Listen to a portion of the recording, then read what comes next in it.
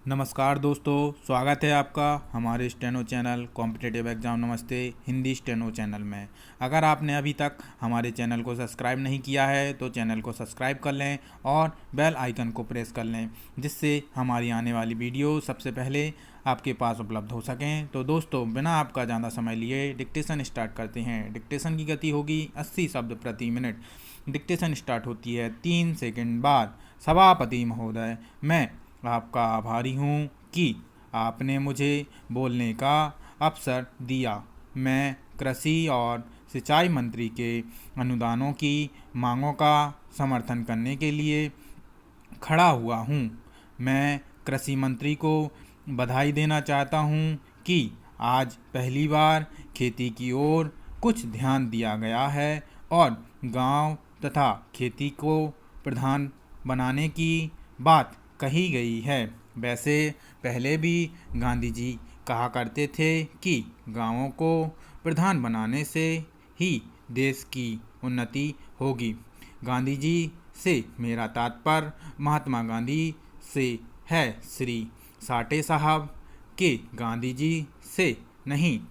जिस व्यक्ति ने देश को तबाह किया है, अगर उसको थोड़ी देर के लिए रोका गया तो साठे साहब को बेचैनी हो गई और उन्होंने काम रोको प्रस्ताव पेश कर दिया। Full stop. जब हम लोग जेल में 20 महीने रहे, जहां हमारे कई साथी मर गए, तब साठे साहब की आत्मा कहाँ गई थी? वे उस समय भी तो इस लोकसभा के सदस्य थे। Full stop. Paragraph change. महोदय, अन्य लोगों की तरह किसानों की भी बुनियादी आवश्यकताएं होती हैं। Full stop. मैं पिछली सरकार से पूछना चाहता हूं कि क्या उसने पिछले 30 सालों में किसानों की किसी समस्या को हल किया? क्या किसानों के लिए भोजन की ठीक व्यवस्था हुई? किसानों अच्छा अन्न पैदा करता है, लेकिन कुछ अधिक पाने की इच्छा से वह उसको बाजार में बेचता है और स्वयं मोटे अन्न पर अपना गुजारा करता है। इसी तरह 30 साल के शासन के किसानों के लिए स्वास्थ्य का कोई प्रबंध नहीं हुआ। मैं नहीं समझता कि गाँव में किसानों की सुविधा के लिए कोई अस्पताल खोला गया है। गाँव में 10-20 मील पर अगर कोई अस्पताल खुल गया हो तो उसमें दवाओं के बारे में जांच करने की आवश्यकता है।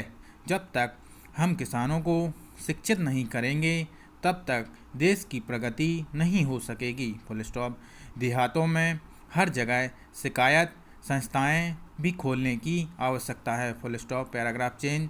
बड़े बड़े शहरों में ऋण दिए जाते हैं, घर बनाने की भी स्कीम चलाई जाती हैं, लेकिन देहातों में किसानों के लिए ना कोई ऋण दिया जाता है और ना कोई घर बनाने की स्कीम चलाई जाती है।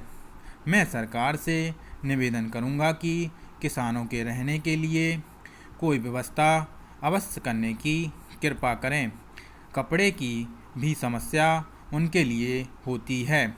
किसान सारी रुई अपने खेतों में पैदा करता है, लेकिन उसको कपड़ा सही दाम पर देने के लिए कोई ठीक व्यवस्था नहीं है।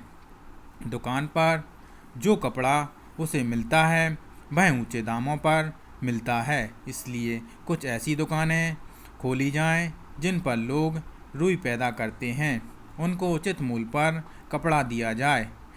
न्याय की व्यवस्था भी किसानों के लिए होनी चाहिए। पंचायतों को कुछ अधिक अधिकार दिए जाएं और उनको आदेश दिए जाएं कि लोगों को अच्छे से अच्छा न्याय दें। Full stop. किसानों के लिए कोई सुरक्षा भी व्यवस्था भी नहीं है। Full stop. जो रक्षक हैं वे भक्षक बन जाते हैं। ऐसे कैसे देश बढ़ सकेगा? Full stop. डिक्टेशन समाप्त।